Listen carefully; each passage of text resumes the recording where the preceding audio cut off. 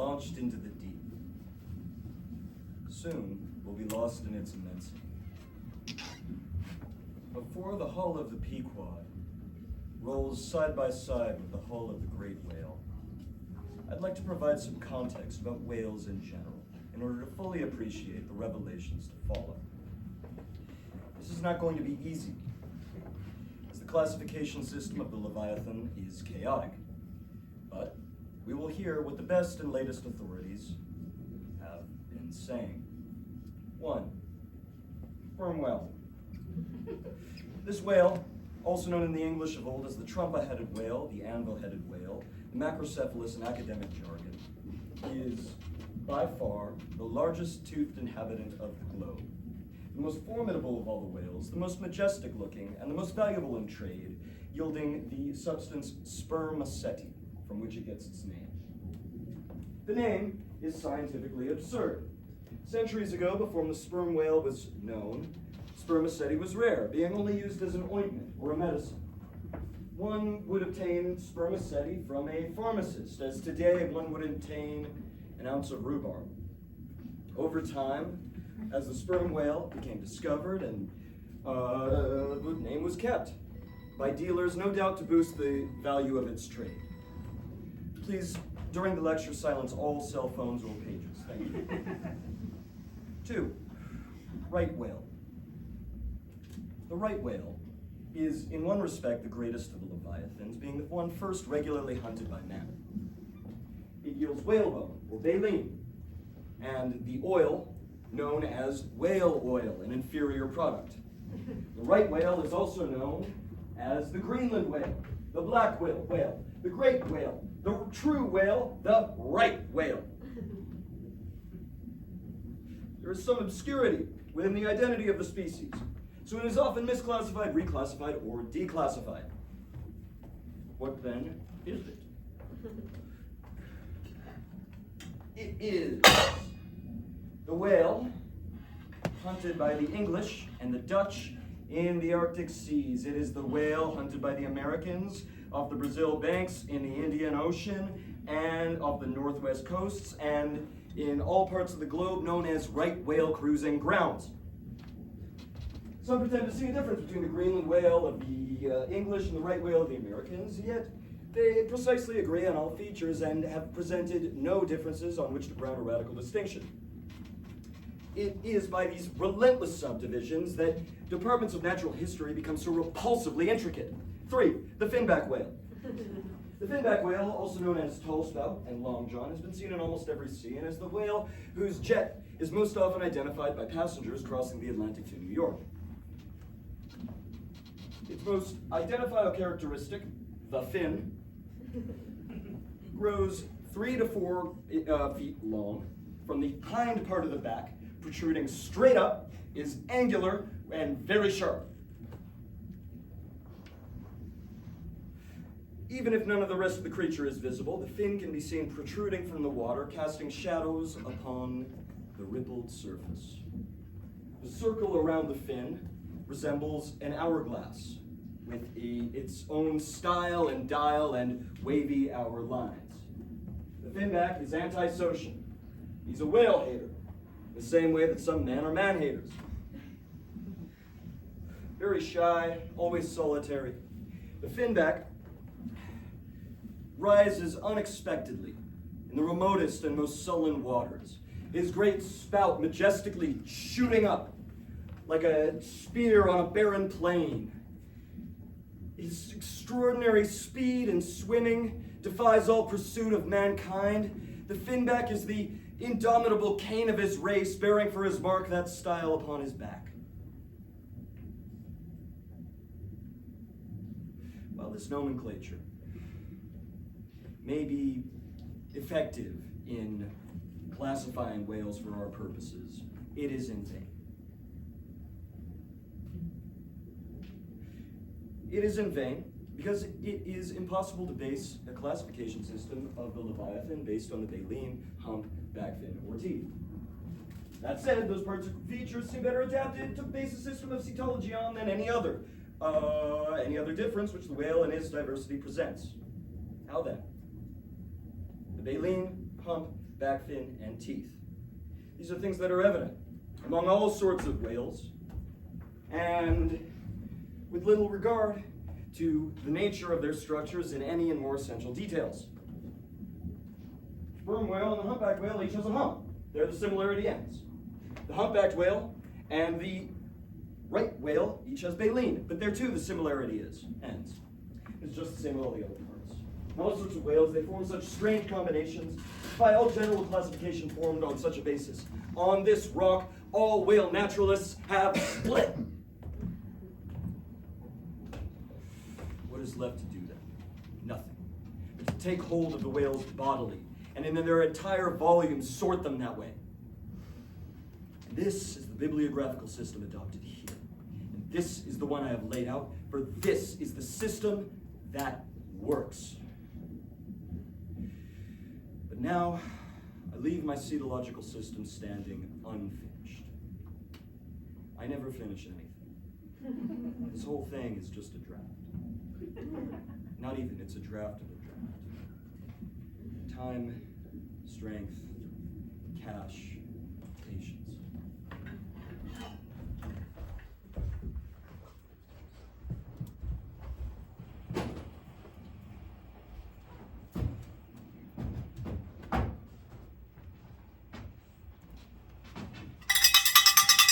Dinner, Mr. Starbuck! Dinner, Mr. Stubb! Dinner, Mr. Flask! Dinner, Mr. Flask!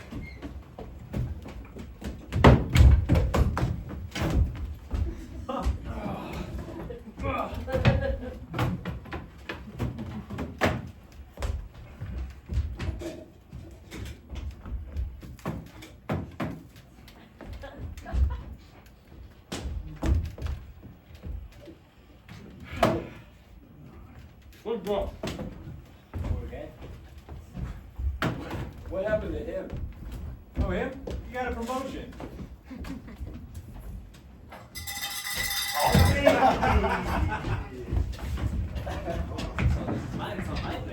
Come on. Don't eat too much. All right. Yeah, this one's mine, huh? This one's mine.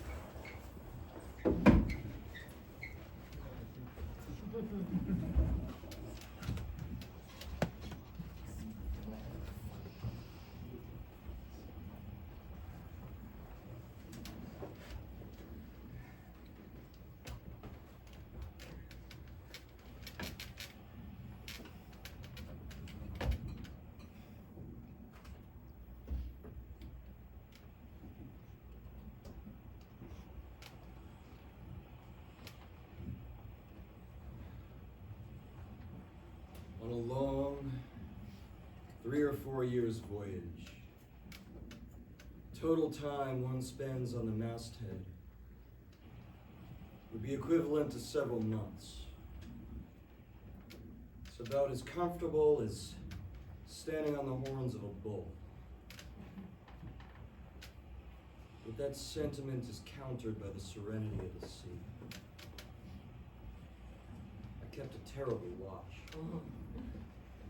The problems of the universe revolving within me, how could?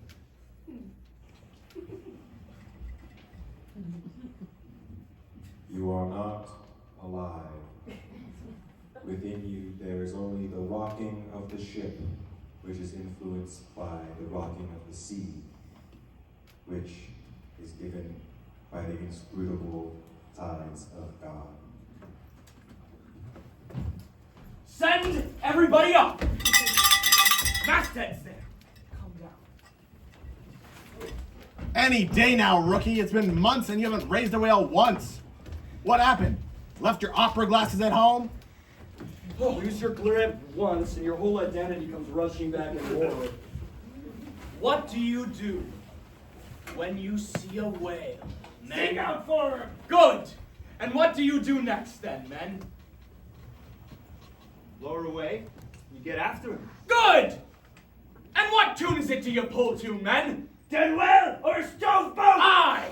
Now, all ye mastheaders have now before heard me give orders of a white whale. Look here. Do you see this Spanish ounce of gold? It is a $16 piece, men. Do you see it? Aye. Mr. Starbuck, your hammer. Whoever of you raises me a white-headed whale with a wrinkled brow and a crooked jaw, whoever of you raises me that same white whale with 3 holes stabbed in his starboard fluke, whoever of you raises me that same white whale,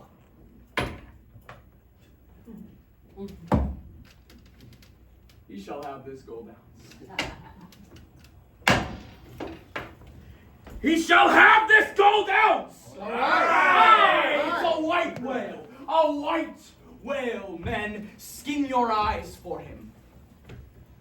Look sharp for white water. If you see even a bubble, sing out! Captain Ahab, that white whale you speak of, it's Moby Dick, no? Moby Dick? Do you know the white whale then, Tash? Does he fantail a little weird before he goes down, sir? Aye. And does he have a curious spout? Kind of bushy, but even for a parmesetti? Aye. He has a good number of irons in his hide, right, Captain? All twisted. Corkscrew! Aye! Queequeg! Aye! The irons, they're all twisted and wrenched in him. Aye, Dagu. His spout is a big one, like a whole shock of wheat. Aye, Tashtigo, and he fantails weird. Like a split jib in a squall. Death and devils! It is Moby Dick you've seen! Moby Dick! Moby Dick! Captain Ahab, I've seen Moby Dick. Wasn't it Moby Dick that took your leg?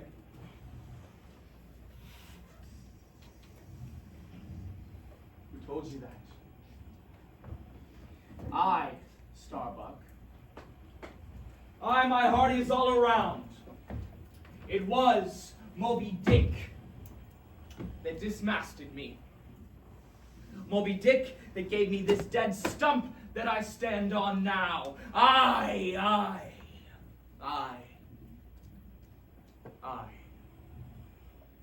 It was that cursed white whale that raised me and made me a poor pegging lubber for forever and a day. And I will chase him round Good Hope, and around the Horn, and around the Norway Maelstrom, and around Perdition's flames before I give him up. And that is what you have shipped for, men! To chase that white whale over both sides of land, and over all sides of the earth, till he spouts black blood and rolls fin out. What do you say, men? I do think you look brave. Well, you splice ends on it now. Oh, God bless you. Steward,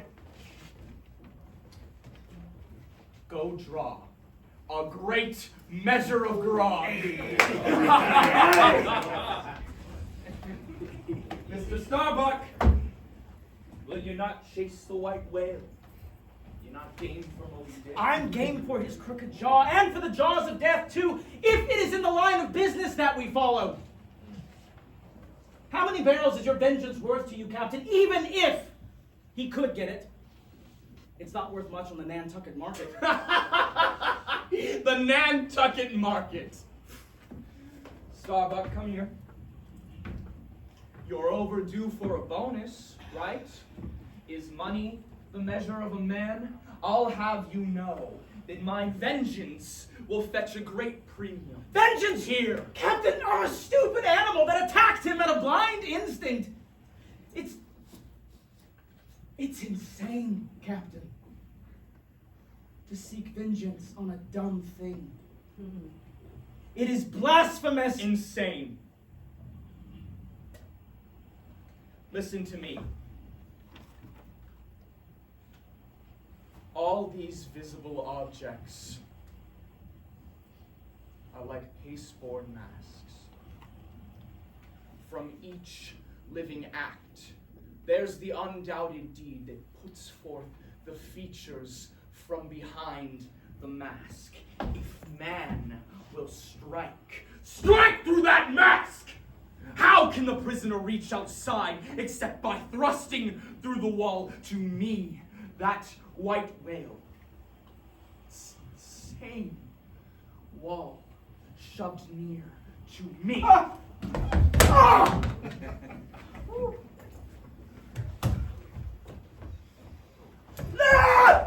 Sometimes I think there's nothing beyond, but it's enough.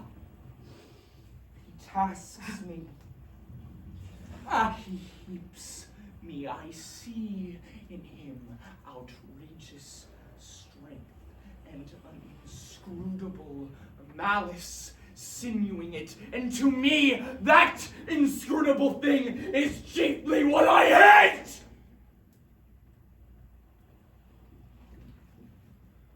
And be the white whale agent or the white whale principal, I will wreak that hate upon him. Don't speak to me of blasphemy, man.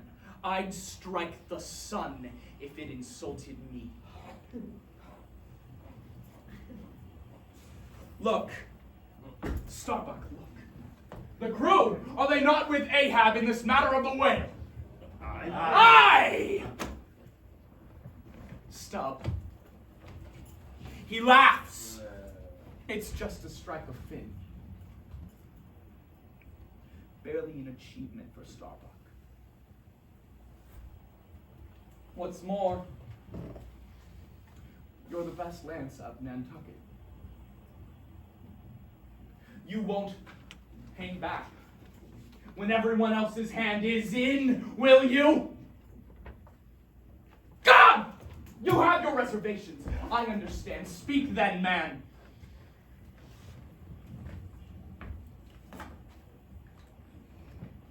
Aye. Then let your silence speak for you. Save us all. The measure! The measure! Drink and pass. Aye.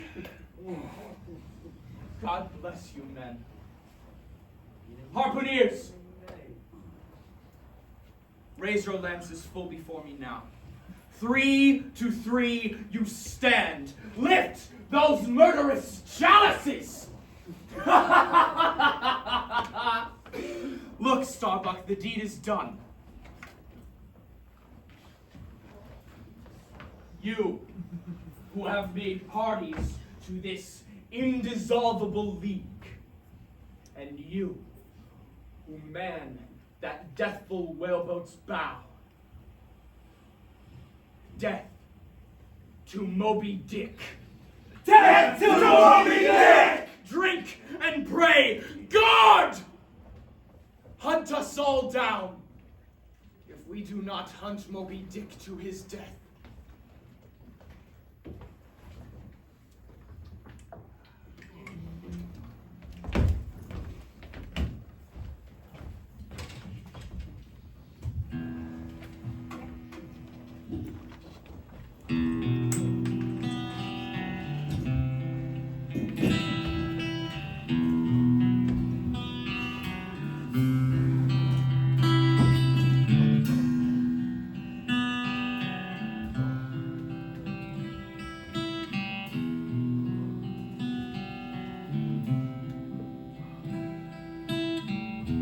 By the ever-brimming rim, the warm waves blush like wine.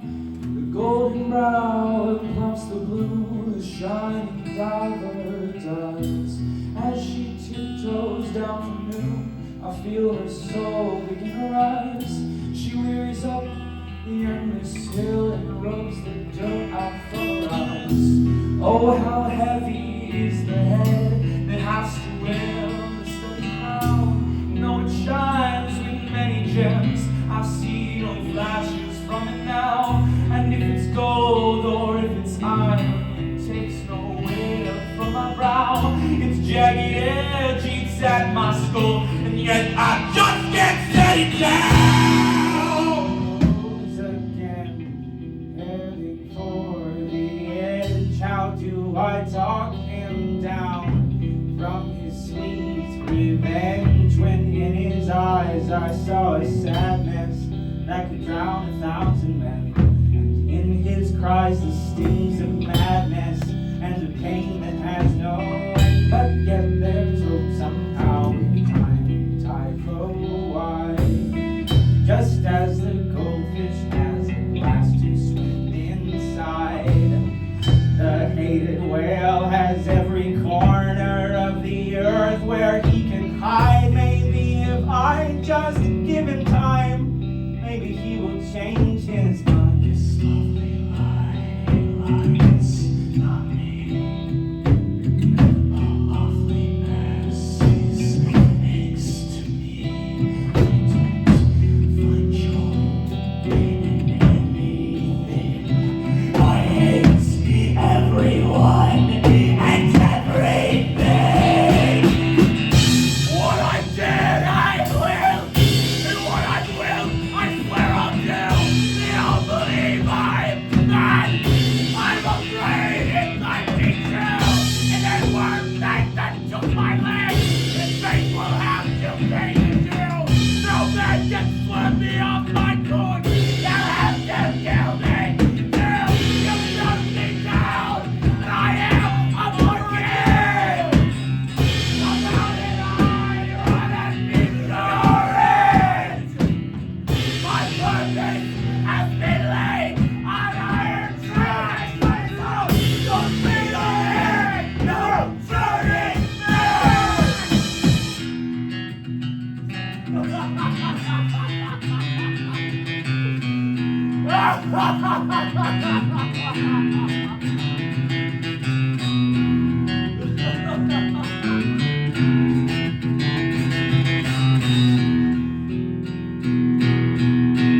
My soul has been outmatched and outmatched by a bad man.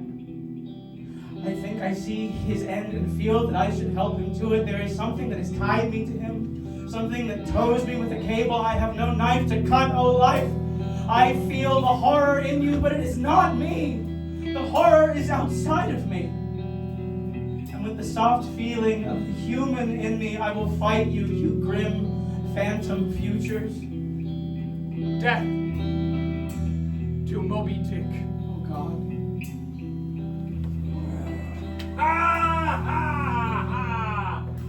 I thought it over ever since.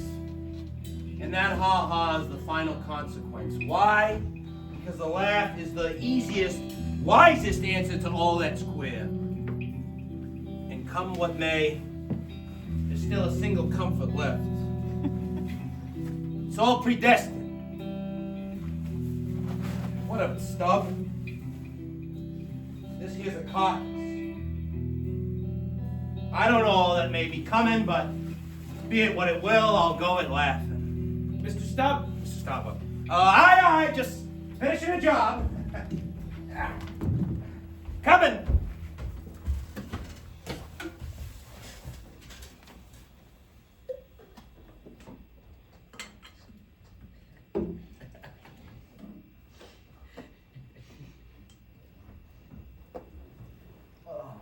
Eight bells forward. 8 bells! Call the bell, 8 pip, and I'll call the watch. 8 bells there below! Tumble up! Where are the girls? Partner, give me partner. Aye, girls, man! How's that, will ya? Here comes the music. Get up there! Oh, yeah, boys. We'll be doused soon. It's the waves. The waves all turn to dance now. If all the waves are women, I drown and let them dance with me forever! Holy nakedness of our dancing girls. The blast, get up and meet it. Come on then. She's slapping against the side. Stand by for reef. Crack, old ship, so long as you crack! You'll hold! Well done! Steady at the helm! Steady! The sky, it's pitch black! So what? Are you afraid of the dark? Of course we are! You people are the undeniable dark side of mankind! Hey! That's enough! That's enough! He's either mad or drunk! Was that lightning? Did I just see lightning? No, that's just Dan Goose showing his teeth! Hey, cut that shit out! You cheated me, I'm gonna have to teeth in the back of your throat! Oh, yeah, it was! Then what, huh? Circle up! Circle up! The brawl! A brawl! That is the ring where Cain struck Abel! Right work! Holy work! No! All hands by the halyards! In topsails! Stand by to reef topsails!